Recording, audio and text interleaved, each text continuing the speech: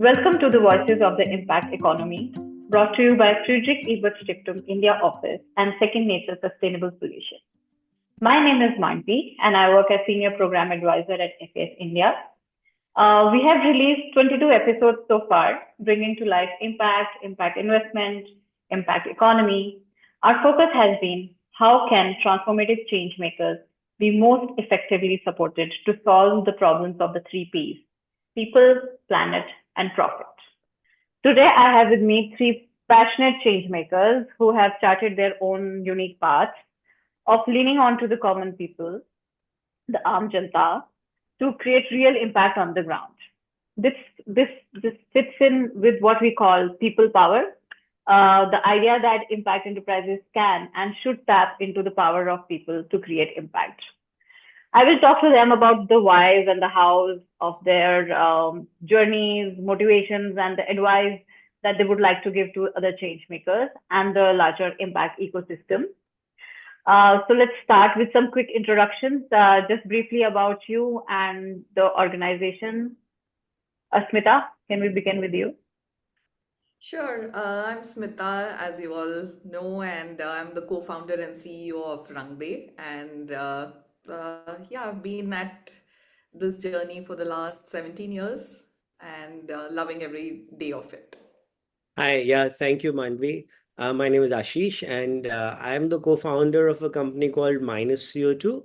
We're a relatively small enterprise, and we are doing urban distributed clean technology like solar, EV charging infrastructure, battery storage, in that energy space. I have to also put a disclosure that I also have a hat of second nature. I'm Anshu Gupta, and one of the work which we started about 26 years back is called Gunj. And and the whole idea, of course, was, we started very small on a very simple idea of clothing, you know, how, and then we also proved that how more people die due to lack of clothing in winters or other disasters in many, many countries than earthquake or floods, and how clothing has never been a development subject. But it's a larger concept of A, material poverty, right? B, economic development.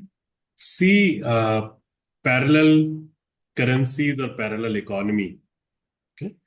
And D, how people become stakeholder in the work instead of all these demeaning words like or demeaning treatment like donor and beneficiary. Okay, so let's understand the impact area of each of your enterprises. Smita, Rangde team is very good at posting stories of impact with regularity. We've been, following the website. It's really inspiring.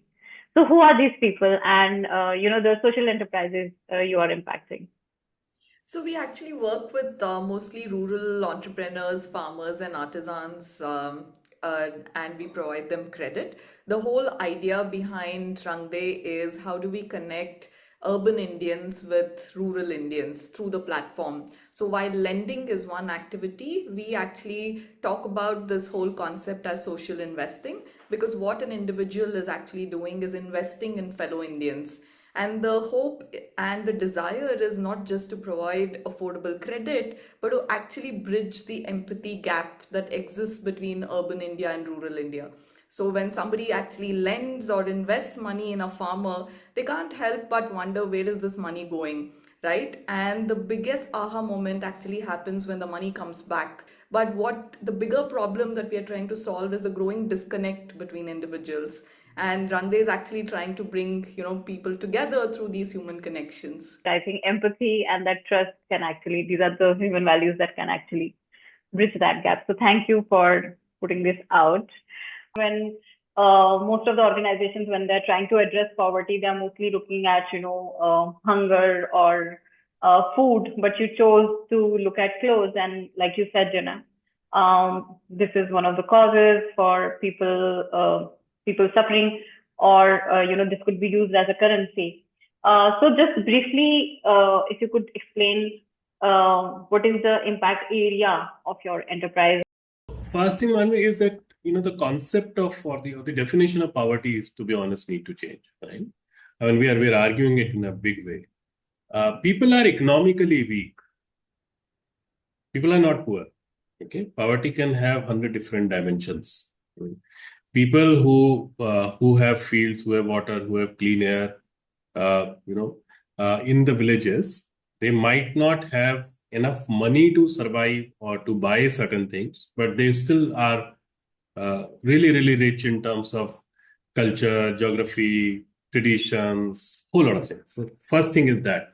And why I am saying that, because if you put everyone in that poverty bracket, because you think that money is the only currency, then you actually miss out on a whole lot of strengths.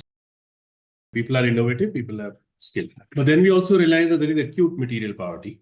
We also understood that how people get into lifelong debt cycle because they buy some essentials. Okay, I mean, we can have all the debates on need and want, but if you are in desperation, you are actually buying only thing which is needed. Yeah. So, and then we also found that there is this huge surplus in the cities, which is now becoming a huge problem for the world. So we found this as an opportunity, and we said that can this material can we channelize it to the people who need it, so that they do not spend their hard-earned money on material. They save it to take care of other needs in terms of education, health, and also I call it theory of meager resources, because when you have limited resources, the moment one of your need is taken care, you save those resources, and the impact happens on your health, on education, or so many other things. So what we are trying to do, we collect this huge amount of underutilized, unused material, cloth, utensil, footwear to door, windows, table, chair, anything and everything.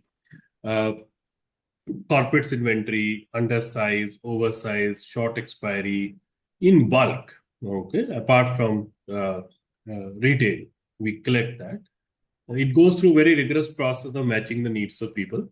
And then it goes to hundreds and thousands of communities in the villages and in the cities, not as a charity. So people actually solve their problems of water, sanitation, environment. So they dig well, they clean pond, they make roads, they make bamboo bridges, they grow mangroves. Whole lot of the work which has now a lot of buzz in the market, in the sector, or in the society now. They solve those problems, and then they're rewarded in kind. So something which was absolutely charitable, which is old material, or we used to look for, normally the society looks for rat pickers for that.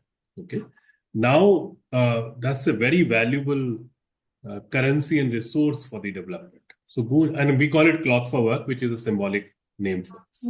Ashish, I understand that you reduce CO2 emissions with clean energy projects like you mentioned, solar rooftops and others. It's very fashionable. It's very common these days. So how are you any different? How is minus CO2 any different? Yeah, so if we talk about our impact areas, then what happens in the distributed sector? This we're talking about things like residential houses, residential societies, schools, colleges. They have small ticket sizes, small projects, requires a lot of feet on the ground. The big players don't get into it because they want the large play, they want large projects. And so there's a big gap happening on the urban distributed clean tech. We identified that as a big missing point, and then we realized that the gap exists because of 2-3 reasons. If you walk into a society and you say you want to set up a solar project, they're going to be cost of 50 lakhs, 1 crore, in that range. Who decides the technology? Who decides who comes and does it? What about operations and maintenance? These are all societies. Who signs that bottom line check? So what we decided is to increase that adoption. So again, our goal is to increase the adoption in urban. We need to solve this problem on the financing side. And so we create what is called an OPEX pay-per-use model, where the customer saves money, but they also go the environmental journey. So we decided we need to fill the gap by becoming the owners and developers, like property developers, project developers. We own it. It's installed on the customer's rooftop. So we are taking that risk, and we give them a better price. We also give them the knowledge and confidence that they're saving on the carbon emissions. I have to add one small thing. It creates a lot more jobs. distributed creates a lot more jobs, which the centralized models don't. And so when it comes to impact, we don't talk so much about it, but the social side is also important. These are green jobs. Okay. So now let's try and understand the individual models. If you could just describe how you operate, especially, how you engage with the Aam Janata, how do you engage the common folk, and how that leads to your desired impact outcomes. We can start with Smita. Sure. So, Manvi, in our case, we are also in a very unique position because we are a double-sided network in some sense, right? On one hand, we have social investors, individuals like you and me, and on the other hand, we have the rural communities that we work with. And so we'll need to use whatever we are doing, the operating model, the product, everything has to be built for both.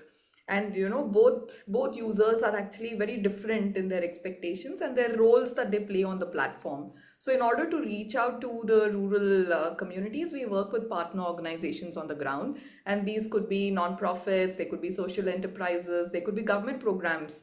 In fact, in the last 1.5 years, we have actually seen, a lot of government programs wanting to partner with us because there's a lot of funding out there for grant-based programs, but then there's very little affordable debt capital that is available for the communities we work with. So our outreach to the last mile happens through these partner organizations, and then we co-create solutions. On the other hand, how do you actually educate somebody who's either used to doing philanthropy or used to investing in markets to actually look at the middle ground? Because social investing is that, right? So there's a lot of education that needs to happen on that side as well. And Manvi, you mentioned about, storytelling, and that's what we do. And we are trying to do storytelling at scale because authentic storytelling actually strikes a chord. And the other principle, of course, has been radical transparency. While we use storytelling to get people on board, how do you keep them engaged? How do you retain them? And that happens because of radical transparency. And we are trying to build an appetite amongst our investors to accept failures, because if somebody is thinking that a loan of say 10,000 or 20,000 is actually going to change somebody's life forever and they're going to come out of poverty, that's not going to happen. So Yeah. what we do is not just share success stories with them, we also talk about failures, we talk about repayments not being on track, but we also tell them why it's not on track, right? We also tell them when can they expect the repayment, what is our partner doing, and what are we doing to ensure that we are actually helping this investee to recover from this situation. So just a corollary question. I mean, you have answered most of it already, but because you're terming the retail funder as a social investor, what do they get in return? Yeah, so the social investing actually helps an individual create impact. They also earn moderate financial returns.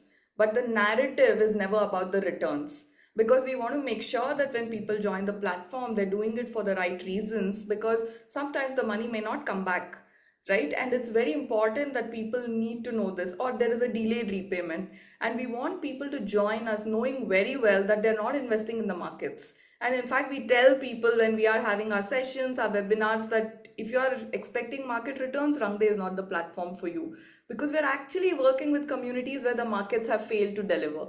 Right, so we can't expect them to, earn market returns. We are like, there are Yeah. several other platforms if you want to do that. So yeah, they get about 8% per annum. So, I talked about one side of our model, which is the customer side, and it'll seem like I'm just copying Smita's words. So we also see ourselves as a double-sided business.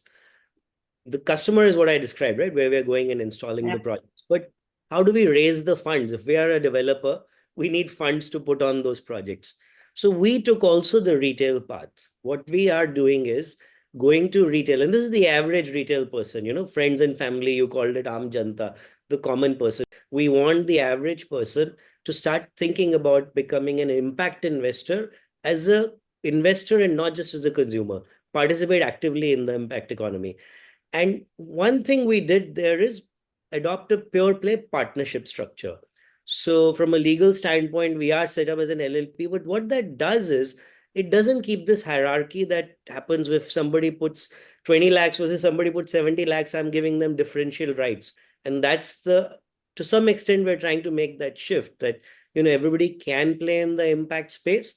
I can't tell you how much joy it gives the partners, right? It's always fascinating to me. When we started this, we give very good returns. We're giving 14-15% returns, so we don't have a problem on that. I used to pitch on the returns basis, and we realized much later on, partners told us, we want the CO2 side of it. We want the emissions reduction side of it. And that was a big aha moment that we don't need to convert.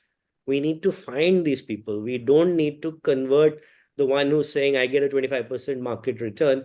And I think that part has been very powerful learning in the journey of saying there is a demand for impact active participation by the Aam Janta. And that's our model. We want to increase that participation. I mean, you have also answered the next question, which I was going to ask is as in what do they get in return? But you've already said that, they get the joy, apart from the partnership, they also get the joy of investing, which is, I think I mean, then you, as a person also, you feel that, you're wearing many hats. So you're not just a person who's going to a job, or you're not a person just, a family person or a friends person, but you're also, there is a side to it where you are gaining, real joy out of investing or reducing the carbon emissions. So we send out statements. Our statement is dual-sided. We say this is what your financial return is. This is how much your money mitigated CO2 emissions. We don't do a very good job on social, but I have to again harp on the pride that comes in with the partners, and they become our biggest champions. And that's the thing. They're not touting the return, which is still great, but they're actually touting that they're participating actively and contributing to, climate change in our case. Yeah. And fighting climate change, sorry. No, this has been our call all the time that, how can individuals take individualized action for climate change? So then, if I understand correctly, there's a whole lot of people who are working within Goonj, and then there is a way in which you involve the common people or the Aam Janta, by trade of goods like clothes, etc., and also then giving them back in some sense in lieu of their skills, etc. So this is basically the model, if I understand correctly, or if you could just elaborate I think in how fact, you're engaging the common people. Yeah. in fact, much larger, right? Because if you see the millions of city people, especially, they always used to be a part of some kind of social development work with their money. Okay? If you go to them. But also the material collection used to happen when a disaster used to happen in the country. This is a global phenomenon. Yeah. We have just moved it out of disaster, where we say that economic poverty is one of the biggest disasters. Why do you wait for an earthquake or flood to stand with people? And in any case, you have access to material. And if I pick up just last 10 years data of out of 26 years of Goonj work, we have been able to channelize or reuse a large part of it, almost about 63 million kgs of material. Okay? Half of it would have gone in landfills otherwise. And it's a good, nice, reusable material. We are also able to touch upon more than 90,000 activities or projects on water sanitation infrastructure where people were rewarded in kind. Okay. And it also moves you out from the very basic demeaning thing of sustained charity. I mean, I support instant charity, but I also oppose sustained charity because that sustained charity kills dignity of people. So hundreds and thousands of people all across the country are actually involved in creating awareness and regular collection of this material. Whole lot of their homes and offices are the dropping centers for us. So it's basically the spirit of volunteerism and contributing time more than the material, because material in any case you have to give somewhere. But it is the most important part is that how you spend your time in doing this. So this is a city part in a big way, including corporate volunteerism to volunteerism in colonies and market associations and all in schools in a big way. Yeah. And then there is this team which is almost 1,200 people, which is a formal full-time team with Gunj, which works on this segregation, processing, production, that a cotton cloth will become sanitary pad, torn jeans will become a school bag, hosiery will become undergarment. So that's how utility material we create. And then this is the third part where we work with hundreds of grassroots institutions uh, and, of course, thousands and thousands of people all across the country who become a part of these activities, which is also, in a way, a large part of volunteerism because whenever we think of volunteerism, we only think of people in the city. But in our case, actually, the large part of volunteerism happen in the villages of India in a big way because not everyone is working for the kit. Right? In a family, even if one person works, the family will get a kit. But the entire family comes and contribute their labor, their wisdom. And what is the desired impact outcome at the end of the day? You mentioned, and it is actually quite interesting the way you just explained, the city and the rural part and how you connect them. Smita also mentioned in her expose that that through Rang they are also trying to create a connection which is based out of empathy between the urban investors and the rural investees. So I guess dignity is also something that is a desired impact outcome.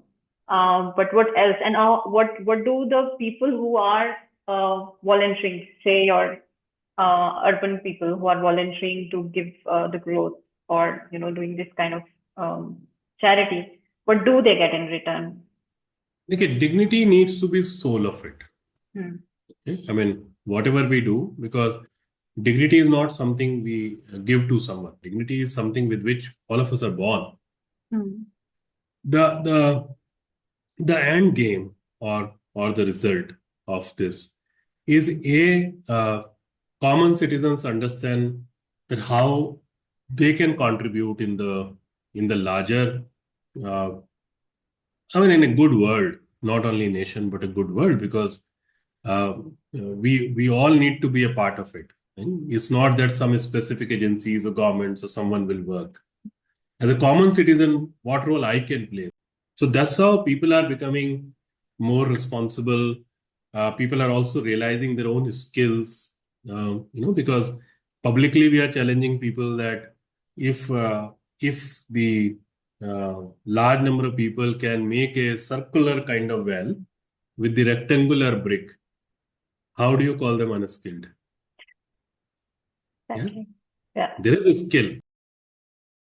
Okay, so enough about the reasons why an impact investor is partnering with you or a social investor is partnering with you.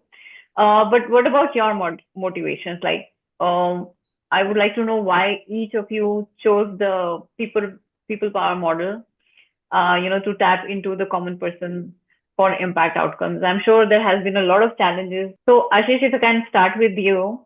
Sure. Solar is well established, and assuming that there are also very well established models for funding, we've also known some.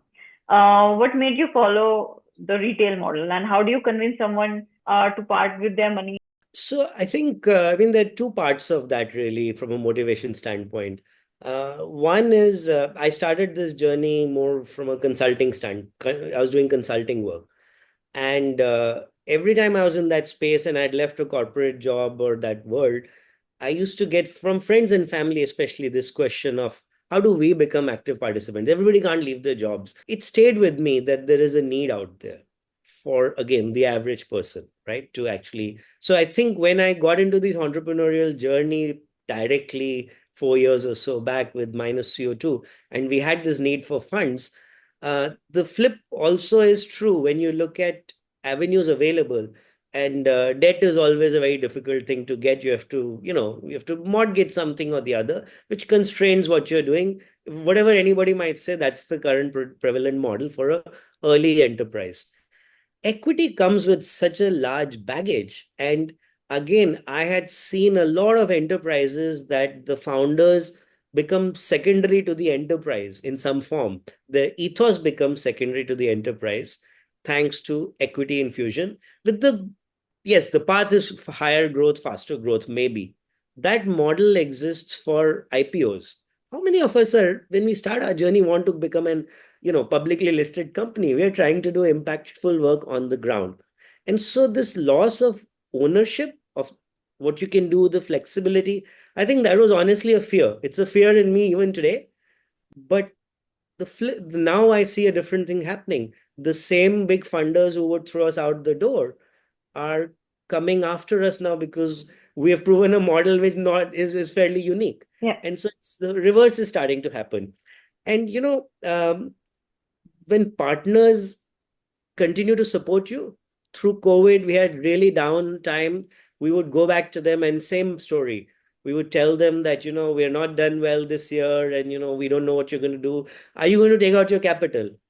To a T, everybody said no. We're not that big right now, but we have partners across age groups, geography. We have including NRIs from outside India, gender, professional profile, senior citizens who have moved from FDs into this. So while it's a small sample size, it's a very demonstrable sample size of how much value gets created. And that now drives us, I think, more than the reasons we started. Let's say that is Goonj's vision, dignity and building resilience. But what was your personal motivation to start Goonj? So to say, like to start an organization which would look into these aspects, and especially, you chose this model of people power to tap into the common person's abilities for impact outcomes. And you're also talking about Swabhiman these days. So where does that motivation come from? So I think the correct answer is that Goonj happened to us. And then this journey started with a small piece of cloth, identifying that problem, and then it grew. My motivation for sure is that I personally got a huge space for all kind of innovations, all kind of crazy ideas, all kind of. I often tell people that villages are my universities. I mean, I'm really, really blessed that I was able to spend a lot of time in the villages, which I still do in a big way. And every day you learn from there, right? And you also not only learn about the love, warmth, which are the most important thing in life. Right? I mean, it's not just about the numbers. It's about those emotions. You spoke about empathy. You spoke about resilience. Right? Mhm. Although I always feel that too much of resilience is a curse. I was just there in Bihar, in some of the areas which are affected by Kosi floods every year. And it's so much to learn from the people who know that for 3 months or 3.5 months, or maybe less or more, but at least 2 months, they will be on the roads. They need to be near to their homes and all that, Can't be too because they far. can't leave everything there, and it will be flooded. And you again, after 2 months, you go back and make your again house there also, because that's your land, that's your, there's a sense of belonging. So I think all this is learning for me. And also, the motivation is that you see something happening and you feel that whatever little, we know that there is distress, there is COVID, there are disasters, whatever. But then at the end of the day, you also know that, okay, fine, whatever little, you are at least able to make some dent somewhere. And you're able to do it with people, not for people. And they're the decision makers, fine. Yeah. Me and you will never go and say every village will have a road or every village will have a pond, right? No, it has to Let come. the community decide. If they think that Shamshan Bhumi or Kabristan is the most important need, fine, or a playground is a bigger need than a road, Then that can be. let them decide. And Yeah. in our model, this is what is happening. Smita, honestly, the model that Rangde has is very fascinating, and you also put it out on your website that we are not an NGO, we are not a crowdfunding organization. But let's try to understand it further, because I am sure, like me, there are many who have these questions. And also, why did you think of transitioning from being an NGO to becoming an NBFC? Why did that thought come to you? Sure. So I'll answer the second part first, which is, transition from the NGO to a regulated entity, Manvi. In fact, that was something that was not by choice, but we had to do it because in 2008, when we started Rangde, there was no regulation for peer-to-peer lending. Right? We were in fact the first ones to, start this in the country. And the peer-to-peer lending was only a construct to solve the problem of people not getting access to affordable credit, right? And we felt that in this construct, the role of an individual lender is extremely critical, right? Because what we had seen is institutions had already failed. But in Rangde's case, we have remained true to our purpose, and that has been constant because individuals are actually lending on the platform.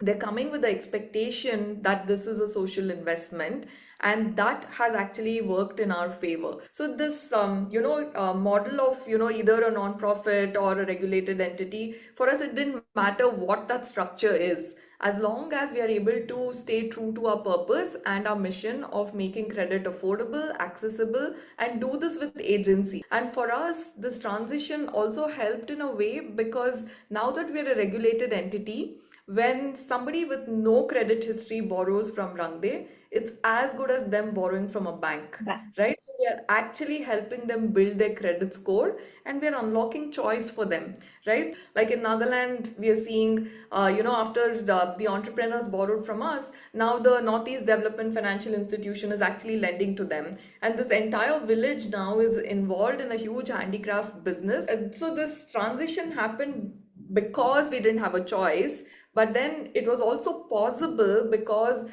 all our social investors are like co-founders on the platform, right? So we actually sent out a communication because we were not sure if we want to transition. So Ram and I sent out a communication saying that, look, RBI has come up with regulations. We don't know if we want to, take this path because, like Ashish mentioned, private equity investors in the platform, the whole agenda gets hijacked. So we are like, why did we start Rangde, right? It's not even a crisis of ownership, it's a crisis of purpose. And that's not something that we wanted to go through. So send out an email, and you won't believe it, we had an overwhelming response. They said, we will give you equity. Please continue this journey. You transition into a regulated entity. So for us, the individual, that's why is crux, is core to the model. It doesn't matter what we operate as, either an NGO, NBFC, P2P, because the mission alignment is so strong between us and all the people who are part of the platform. One part you've been able to crack, and that is how to create a new kind of an enterprise for yourself or a new kind of institution, because the given institutions that we have right now have certain challenges that don't let you perform in the way that you would like to, yeah, or don't let you engage with stakeholders in the way that you would like to. So having these alternatives is really, I think, really important. But I mean, if we can continue on the same thread, there would also be challenges, when it comes to tapping onto the people power. I mean, you've been able to solve for one side, but on the other side, when you engage with people or when you want to tap into the people power, there must be some challenges.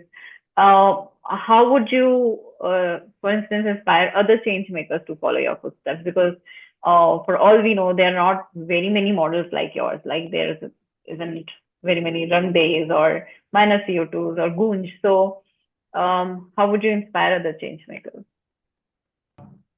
I think we need to be, number one, we need to be absolutely sure that the only way to grow is that when the replication of the idea happens or the copy of the idea happens.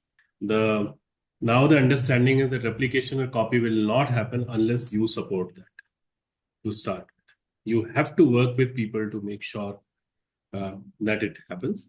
If people are willing to take it up, you need to be willing to share as much as possible and stand with people, invest time in that. Then only it grows, because fortunately, you have a lot of people who want to do something good. Fortunately, you have large number of people who are not running behind money only. Fortunately, you are also now have a lot of people who are not looking for Facebook reels and, or whatever reels, wherever you can use, or Insta post. Fortunately, you have a lot of people like that. It's just that you have to stand with them and you also have to tell them that it can happen. I think मुझे अपना role यही दिखता है हमेशा कि I just need to maybe, put a hand on the shoulder and say, boss, it can You happen. cannot. And the second thing is that, which is not only for the change makers, but for the larger society, right? I always tell and remind people because I don't want people to say, forget COVID. I mean, it's a sad thing. We also lost a lot in that, but it's also an important reminder in our life. And I always tell people that, boss, if you have food in your plate for the dinner, if you have a place in the morning to go somewhere, whether it's school, college, institution, work, whatever, right? That means you've actually got a second life. Because whole lot of us couldn't do much in terms of saving people. Yeah. But so if we have got second life, there must be some purpose. And if we just remember that it is our second life and we have to do that purpose, and we're not the people who are going to run for money always, run for fame always. And that's what I said, that in our case, Gunj happened to us. So it's my personal, I would say, role and duty to do as much as I can do through Gunj or without Gunj, but in the good direction. Gunj is not destiny. I mean, a lot of people think, Gunj is not a destination. A lot of people think Gunj. I always tell them that Gunj is a part of journey. It's not a destination. I think you also asked about the challenges in at our end, right? Yeah. I think, frankly, it's operational. We are not good enough at running our structure. We have to do too many one-on-one conversations. How we message ourselves. Rangde is very good at messaging. Gunj is very good at messaging. We aren't there yet, right? And those are operational challenges. I label them as the typical entrepreneurial, small business, not small entrepreneur, challenge of running a business. So you also asked inspiration to others. So let me kind of talk about that. There's that line, right? Hearing no is a very powerful tool. And I think for every change maker out there who's hearing a no when they're going and talking to the traditional kind of players that you mentioned in the ecosystem, if you really believe in what Smita said is your purpose and your model that you're looking at doing, that no is a good sign that you're on the right path. Actually, it's a good sign. And the flip of that no is also very valuable, that it allows you to say no. People power is very powerful because of the fact that it allows you to say no. We keep talking about within impact, about purpose. How do you assess purpose? It's a daily battle. Your gut tells you, every person you meet, every project you look at, every partner you interact with, your gut tells you, is it aligned to what you're trying to do? Is it aligned with your mission? When you lean on people power, it gives you a lot more flexibility, I think, on being able to say no.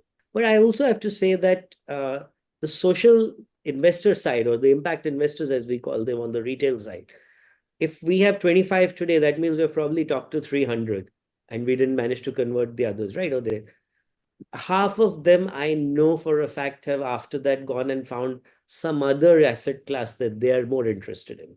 We don't think too much about them. But I like what Smita said. For us, scale is not only about our individual scale. That's not why we are in this space. We're in this space to create impact. And so every change maker who's looking at that, I think they should, in my view, start tapping into people power very strongly. I would always espouse it as a way to go. I think for me, Manvi, it's very important, as founders to be very clear about why we are doing what we are doing, right? So for me, everything I do actually is determined by this why, because I'm very clear about why Rangde exists, right? So if you ask me, like for an outsider, it'll look like, oh, Rangde has been there for 17 years.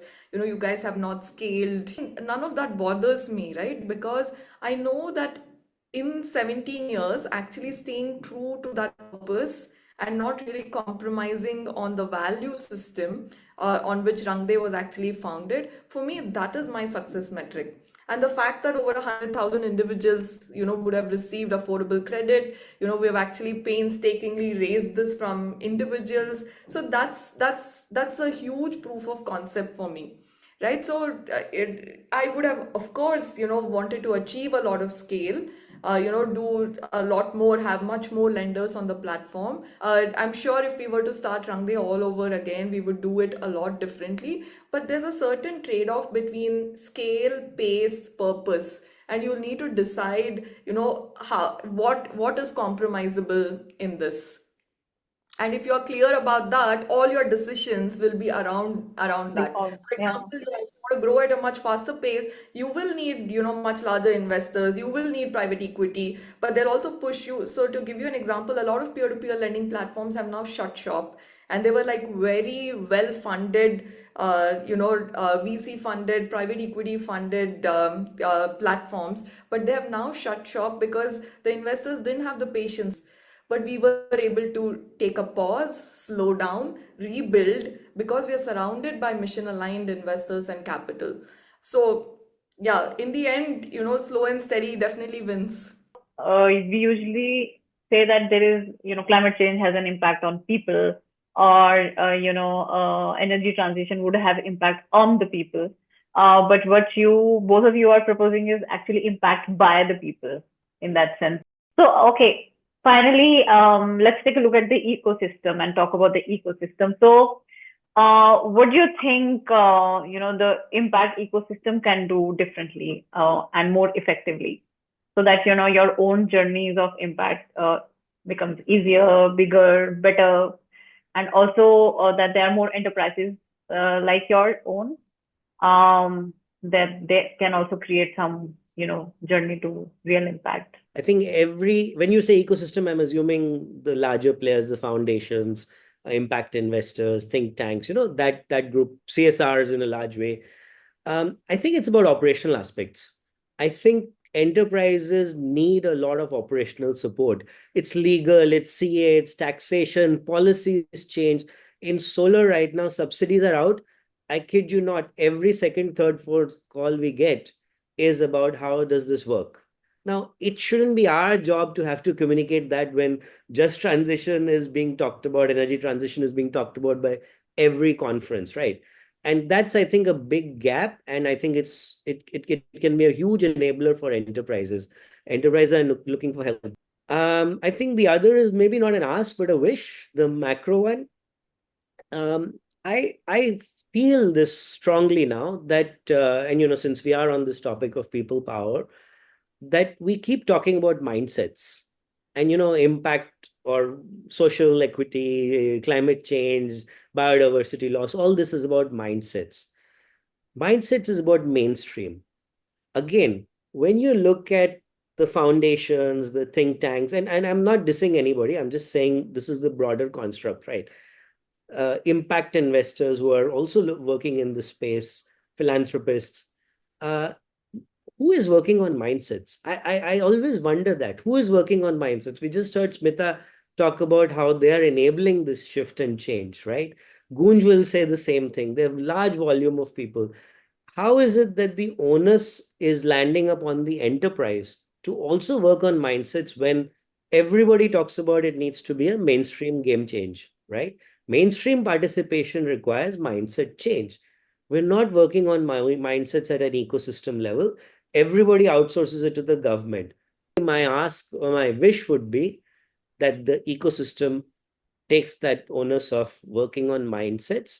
And I can promise you, climate change, air pollution, all these things have a way to get solved faster and better the moment we go down the mainstream path. I just had one thing to say, and this is more from an institutional funder / foundations.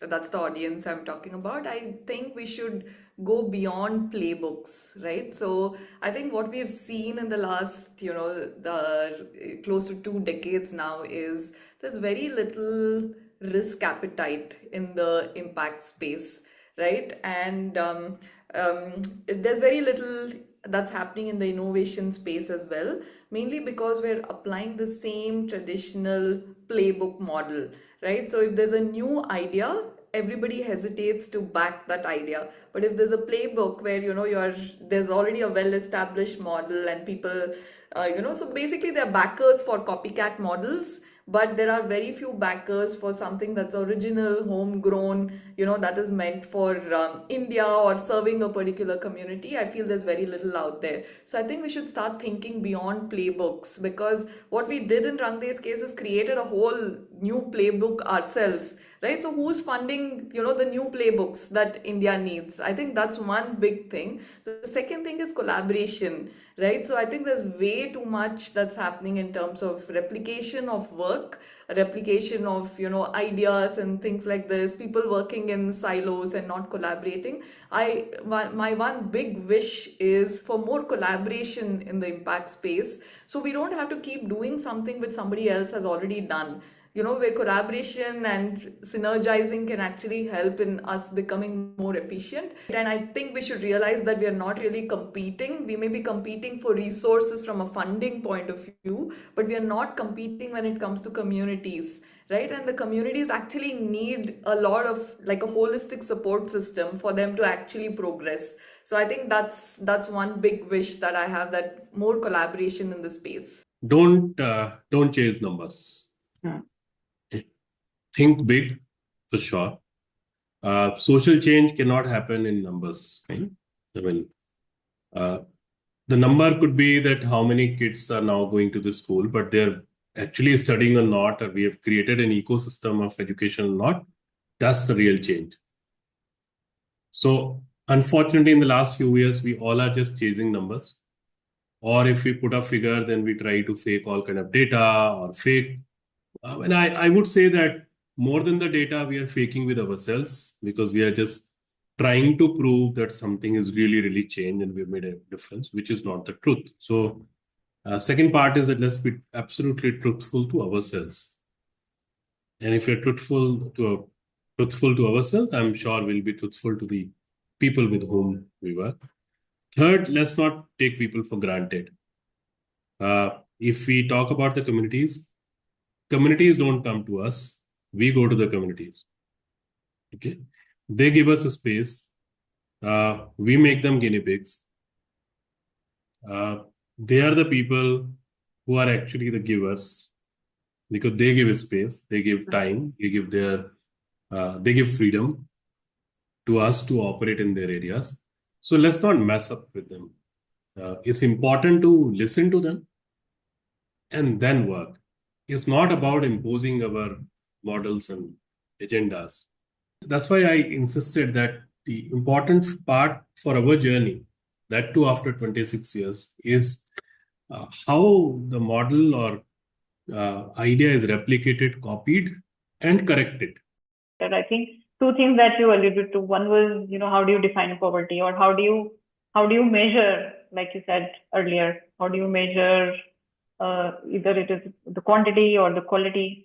So I think these two also, if there is a redefinition, there is a matrix that can actually capture these, and instead of capturing what was the geographical outreach, or how many people were impacted, that could also be quite a great game changer for people in the impact. Also, the organizations who work, and we say it's a small organization, because unfortunately, the only parameter for us is to judge through the balance sheet. Okay, but a social development organization, a social impact organization, you can't judge those organizations with the balance sheet. Yeah. Okay, because their currency is not money; their currency is actually people. So it's just redefining some of the words and thoughts. I think we are all saying that all the time, that and with the given say the global the geopolitics which is playing out right now, there we will see less and less resources coming into, say, for instance, climate change or any of the related issues, and there again there is a larger need to bring the strengths together. So then, thank you, dear panelists. It has been a pleasure and a learning listening to your stories of success and tapping people power for real impact. And thank you to the viewers. Hope you enjoyed this session. Next time, we will be back with another reel on Voices of the Impact Economy. Stay tuned. Thank you.